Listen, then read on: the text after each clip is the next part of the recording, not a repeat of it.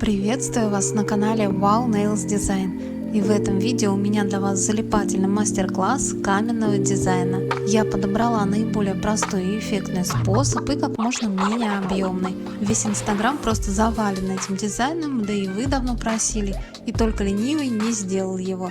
Итак, четко и информативно, поехали! В качестве подложки буду использовать светоотражающий гель-лак нейтрального цвета. У меня он такой серебристый. Я снимаю со вспышкой, чтобы показать всю красоту этого гель-лака. Наношу достаточно плотным слоем на ноготок. У меня это молочная типса.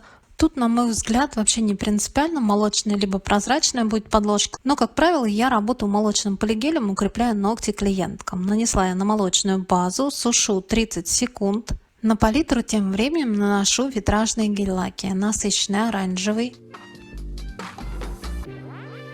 неоновый розовый, обожаю просто этот витраж, насыщенно коричневый или даже такой темный шоколад, у меня он с AliExpress, и фиолетовый, даже больше такой чернильный, очень насыщенный витражный гель-лак. По себе знаю, насыщенный коричневый витраж очень проблематично найти, но получить его очень легко. Смешать витражи желтый, красный и синий и получим насыщенный коричневый. Тем временем я взяла кисть Гребешок для градиента и им наношу по очереди данные витражные гель-лаки. Наношу по диагонали. По углам нанесла рыжий или оранжевый, в центре по диагонали нанесла коричневый, добавляю ярко-розового, неоново-розового и немножечко по уголкам фиолетового. Все это плавненько растушевываю между собой.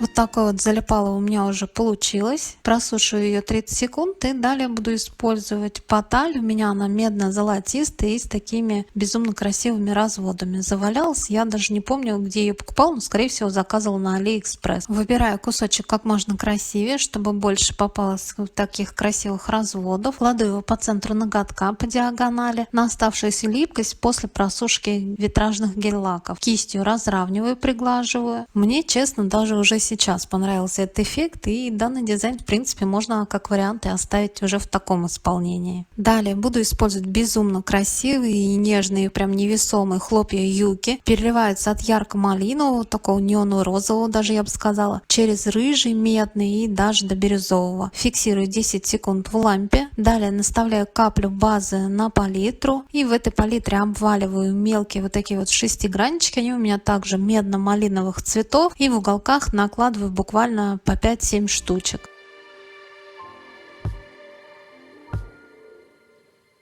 Сорочий такой дизайн, светоотражайки, блестки, фольга, все и сразу как мы любим. Фиксирую в лампе 10 секунд и далее буду перекрывать ноготок матовым топом, так как блестки немножечко могут выпирать, поэтому перекрываю слегка выравнивающим слоем. Топ просушиваю 30 секунд, только половину времени, этого будет достаточно. И теперь буду рисовать вот эти самые белые разводы. Я взяла плоскую ровную кисть, синтетика примерно 3 мм шириной и акриловую белую краску. У меня это художественная краска, нашла я ее в обычных канцтоварах, нигде в профессиональных ногтевых магазинах, кстати, не нашла акриловой краски. Наношу совсем небольшую капельку на палитру, добавляю обычной проточной воды из-под крана, то есть где-то капля краски и 3-4 капли воды. Перемешиваю между собой и плоской кистью провожу вот такие вот разводы. Кисть должна быть мягкой, чтобы разводы не получались полосатыми. Полосы могут появляться либо от жесткой кисти, либо краски уже густеют, начинают подсыхать на палитре.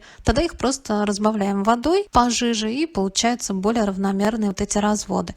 Я наношу в разных областях, то есть сначала слева, потом справа, чтобы они успевали высыхать, для того, чтобы мне дальше уже по высохшим этим разводом, это буквально несколько секунд, провести повторно, и получается вот такое вот наслоение этих волн и такой вот вуали. Даем акриловой краске хорошо просохнуть. Как же понять, что она достаточно хорошо просохла? Она вся должна быть матовой, и нигде не должно быть никаких блестящих участков. После этого я перекрываю глянцевым топом без остаточной липкости, слегка выравнивающим слоем, хорошенько прокрашивая и запечатывая со всех сторон.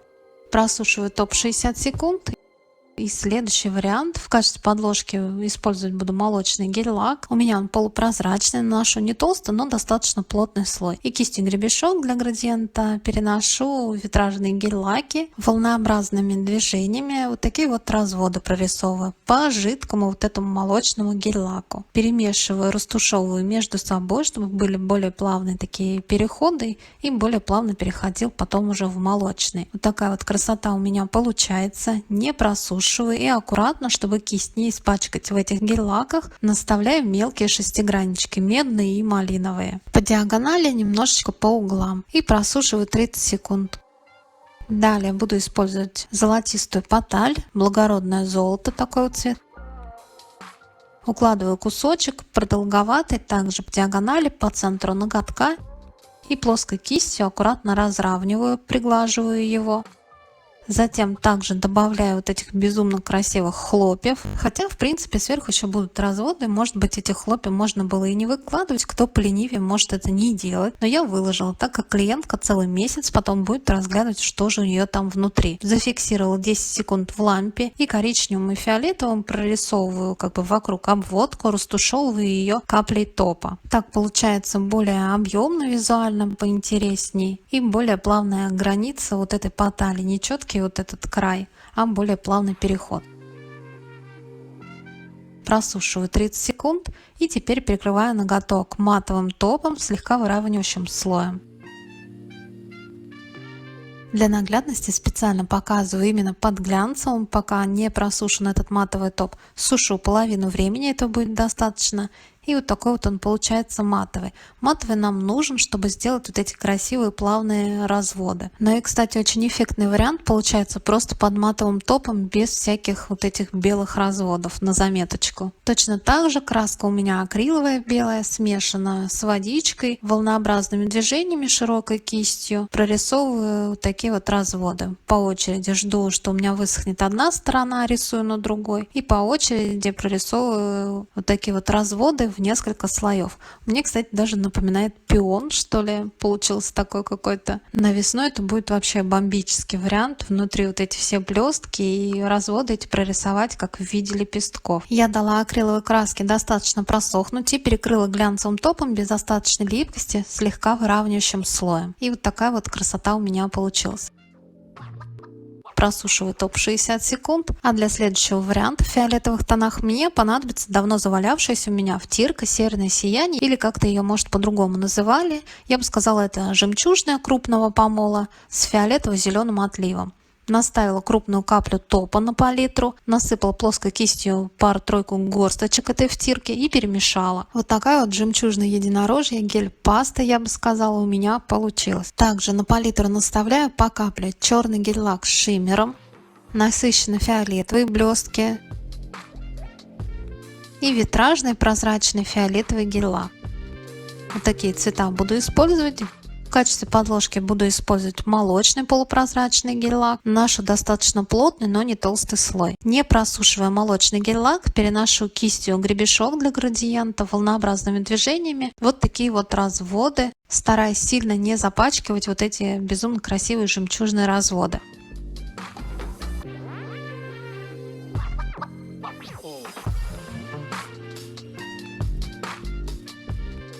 Просушиваю 30 секунд. И на липкий слой буду выкладывать серебристую паталь.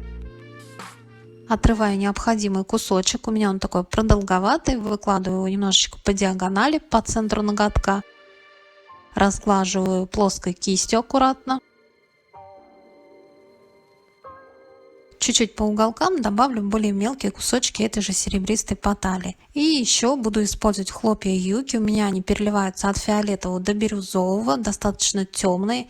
Как раз что и надо, у нас такой дизайн фиолетовый. В принципе, на данном этапе можно было остановиться, но у меня еще есть вот такие вот единорожьи кусочки. Их совсем несколько штучек, также по диагонали в углах добавила. И на палитру наставлю каплю глянцевого топа. Мне он понадобится, чтобы размывать вот эту границу. Фиолетовым витражным гель-лаком обрисовываю по контуру, по границе вот этого большого куска патали серебристой по центру. Добавляю где-то немножечко черного и точно так же топом размываю.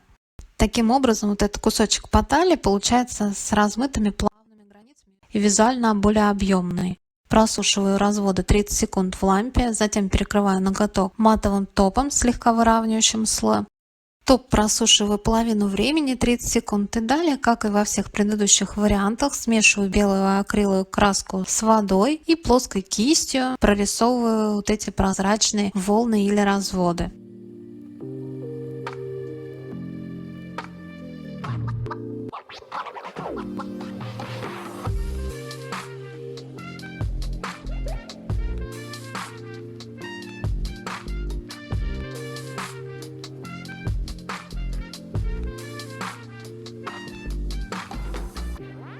Прорисовав белые разводы, даю акриловой краске хорошо просохнуть и уже после этого перекрываю глянцевым топом. Топ просушиваю 30 секунд и далее буду использовать белую гель-краску паутинка. Точно так же очень тоненькими зубочисткой наношу ее на ноготок. Буквально где-то 4 ниточки получается вот такими волнообразными движениями. Гель-краску сушу 60 секунд и на всякий случай, бывает достаточной липкостью этой гель-краски, протираю салфеткой смоченного обезжиривателя. И дизайн готов. И следующий вариант, покажу его чуть более объемный, он будет с битым стеклом. Также в качестве подложки перекрыла молочным гель-лаком. Точно так же наношу разводы, но этот ноготок я решила сделать потемнее. Переношу сначала фиолетовые блестки, затем добавила черного с шиммером. Точно так же по диагонали и уже в конце совсем чуть-чуть добавила вот этой жемчужной единорожьей гель-пасты. Плавненько растушевываю в уголки. Если слишком много гель-лака, этой же кистью можно снять, чтобы дизайн не получился бугристым. На клиентке, чтобы данный дизайн никуда не затек, сначала не прокрашиваю по миллиметру по периметру, не просушивая. Далее беру, то есть я заранее подготовила битое стекло, нарезала вот такие вот кусочки, ромбообразные, такие вытянутые, но немножко неровные. Кладу 2 кусочка на непросушенные эти разводы. Стараюсь их утопить в этом гель-лаке и просушиваю 60 секунд. Далее ноготок перекрываю базой для гель-лака. Мне это необходимо, чтобы хорошо запечатать битое стекло и выровнять ноготок. Если необходимо, ноготок переворачиваю. Также это можно сделать и прозрачным конструирующим гелем. Просушиваю 30 секунд и на остаточную липкость выкладываю кусочки серебристой потали. Тут очень важно не переборщить. Да, выкладываем много и всего, и блестки, и потали, битое стекло, и все, что было под рукой. Но тут главное тоже остановиться буквально 2-3 кусочка. Черным гель-лаком и растушевываю его топом, обрисовываю по контуру кусочки битого стекла, тем самым сглаживаю эту границу. Где нужно, добавляю еще и разводы черные. Просушиваю, фиксирую в лампе. И я решила все-таки поэкспериментировать и перекрыла ноготок матовым топом, так он у меня и останется матовый. Просушиваю половину времени, затем беру глянцевый топ и глянцевым топом прокрашу только битое стекло и вот эти вот светлые жемчужные разводы и где серебристая поталь. То есть по центру вот такой вот неровный участок будет. Все остальное будет замшевое, матовое.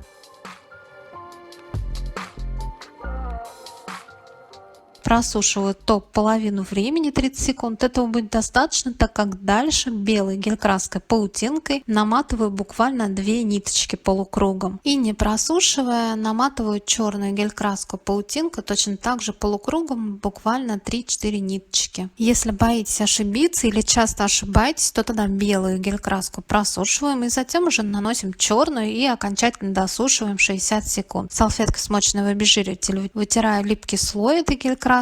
И дизайн готов. Ну что скажете? Как вам сегодняшняя моя подборочка? Кстати, попробовала еще и гель-краской делать разводы. Гель-краска белая и спиртом.